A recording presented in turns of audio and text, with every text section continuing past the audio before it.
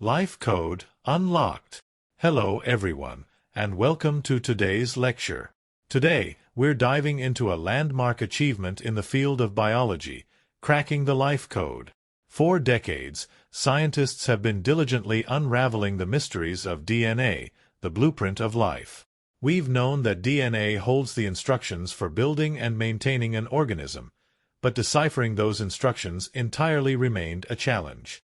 However, recent advancements in biotechnologies have finally opened this genetic treasure chest. Imagine a vast library containing millions of books written in a complex code. Each book represents a gene, and the code dictates how that gene functions. Cracking the life code is akin to deciphering this code, allowing us to understand the specific instructions encoded within each gene. This breakthrough has far-reaching implications.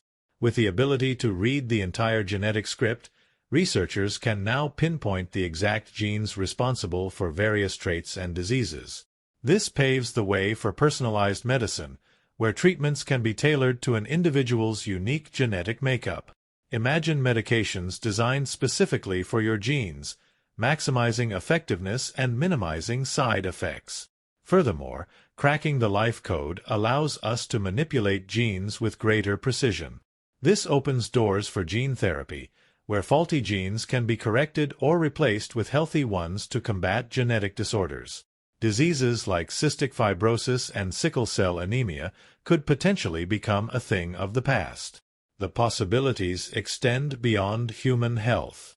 We can now understand the genetic codes of plants and animals, allowing for advancements in agriculture and conservation. Imagine crops engineered to be more resistant to pests or drought, or the ability to revive endangered species through targeted gene editing. However, with this immense power comes great responsibility. Ethical considerations regarding gene editing are paramount. We need to ensure this technology is used for the betterment of humanity and the environment. Open discussions involving scientists, ethicists, and policymakers are crucial as we navigate this exciting new frontier. In conclusion, cracking the life code is a revolutionary feat that ushers in a new era of biological understanding. The potential applications hold immense promise for improving human health, agriculture, and conservation. But as we move forward, responsible and ethical considerations must guide our path.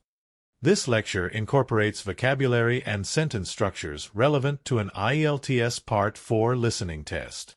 Feel free to adjust the difficulty level or specific content to suit your students' needs. The success of cellulose. Alright, class, today we're discussing a rising star in the world of renewable resources, cellulose. For those unfamiliar, cellulose is the most abundant organic compound on Earth. It's the main structural component of plant cell walls, essentially the building block of trees, grasses, and much more. For a long time, cellulose was seen as a simple carbohydrate, not particularly exciting. But recent advancements have unlocked its true potential, making it a strong contender for various sustainable applications. One major area of interest is biofuels. Traditionally, biofuels have relied on converting food crops like corn into ethanol.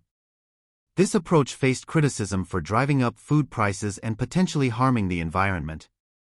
Cellulose, however, offers a game-changer. Unlike food crops, cellulose can be sourced from non-food materials like agricultural waste, wood chips, or even fast-growing grasses. This eliminates competition with food production and utilizes materials that would otherwise decompose. The challenge lies in extracting the sugars locked within cellulose for conversion into biofuels. Cellulose is a tough nut to crack, literally. Unlike readily available sugars, it requires more complex processes to break down its structure. Here's where exciting research comes in. Scientists are developing efficient methods utilizing enzymes or even specialized bacteria to convert cellulose into usable sugars. These advancements are making cellulose biofuels a more viable and sustainable alternative. But biofuels aren't the only story. Cellulose's potential extends far beyond. Its strong and versatile nature makes it a valuable resource for the development of bioplastics. Bioplastics are a promising alternative to traditional plastics derived from fossil fuels. They can be biodegradable or compostable, significantly reducing plastic pollution. Imagine replacing plastic shopping bags or packaging with materials derived from sustainable sources like cellulose. The applications don't stop there. Cellulose can be used in textiles, construction materials, and even pharmaceuticals. Research is ongoing and new uses are constantly being explored. The success of cellulose lies in its abundance, sustainability, and versatility. As we strive for a greener future, cellulose is poised to play a key role. It's a revolutionary material with the potential to transform various industries and create a more sustainable world. Tool for ancient writing. Alright class, today we're embarking on a journey through time to explore the fascinating tools and techniques used for writing in ancient civilizations. Before the invention of paper and pen as we know them today, our ancestors developed ingenious methods to capture their thoughts and stories. Let's delve into some of the most prominent writing tools from the past. One of the earliest writing implements was the stylus. Imagine a smooth, pointed instrument made of metal, bone, or ivory. These styluses were used to scratch marks onto a soft writing surface. In Mesopotamia, scribes employed styluses to create cuneiform script on clay tablets. By pressing the stylus at different angles, they formed wedge-shaped marks representing words or syllables. These clay tablets, remarkably durable, have survived for millennia, offering us a glimpse into ancient Mesopotamian life. Another prominent writing surface in the ancient world was papyrus. Developed in Egypt, papyrus was created from the papyrus reed plant. The pith of the stem was sliced into thin sheets, then pressed and dried to form a smooth, lightweight writing surface. Scribes used reed pens, crafted from single reeds cut and shaped to a point, to write in black or red ink on papyrus. Papyrus was a valuable commodity, used for recording everything from religious texts to administrative records.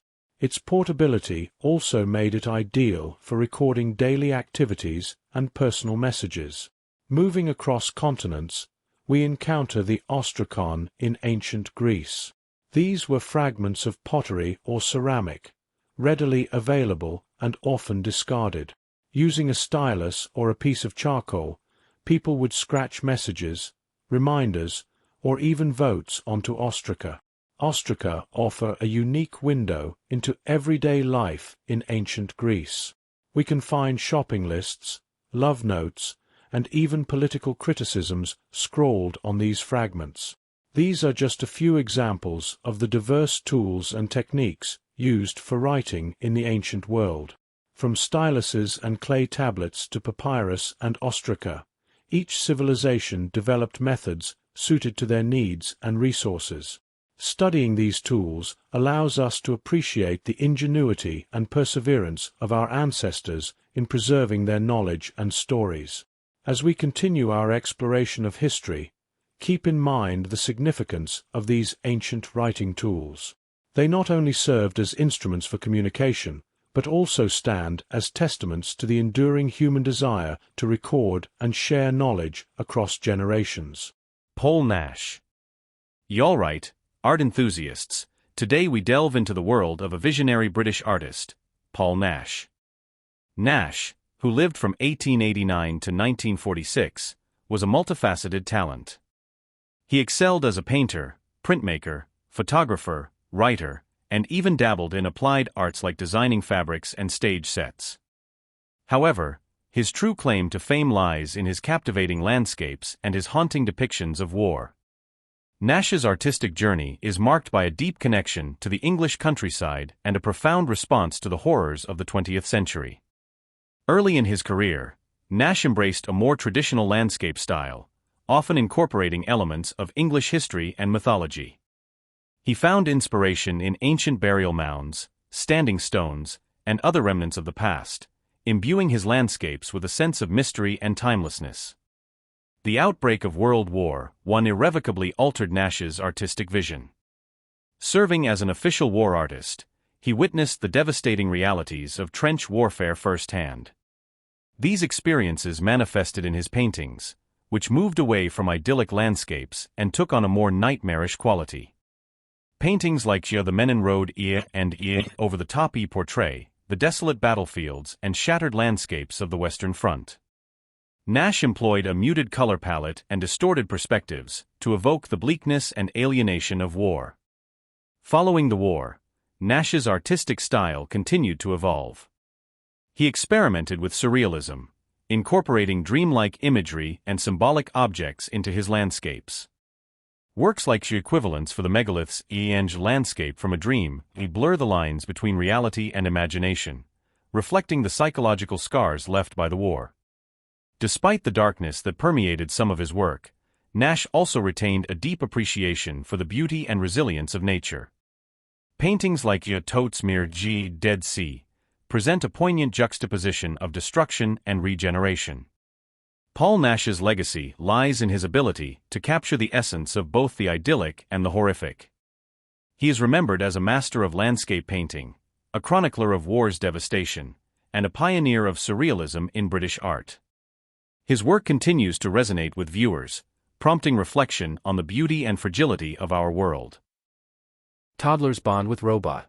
Alright class, today we're venturing into the fascinating world of child development and exploring a recent study on how toddlers bond with robots. Traditionally, we've viewed social interaction and emotional connection as aspects that primarily develop through relationships with human caregivers. However, this new research suggests that young children can also form attachments with robots designed for social interaction. The study involved toddlers interacting with a humanoid robot named QRIO. QRIO could move, make sounds, and respond to touch. Researchers observed the children's behavior over a period of time, analyzing how they interacted with the robot. Initially, some toddlers were apprehensive towards QRIO, which is quite understandable. Robots are not exactly familiar creatures. However, as the study progressed, a fascinating phenomenon emerged. The toddlers began treating QRIO more like a playmate or companion.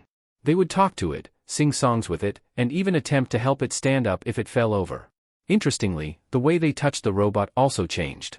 Initially, they were more likely to touch its face, similar to how they interact with humans. But over time, their touches became more focused on hands and arms, mirroring how they interact with other children. These findings suggest that toddlers are remarkably adaptable and open to forming bonds with social companions, even if those companions aren't human. The study highlights the importance of touch and responsiveness in fostering these early attachments. It's important to note that this is a relatively new field of research, and more studies are needed to fully understand the long-term implications of toddler-robot interaction. However, these initial findings raise intriguing questions about the future of social development and the potential role robots might play in education and childcare. So, the next time you see a toddler engrossed in playing with a toy robot, remember, there might be more to that interaction than meets the eye.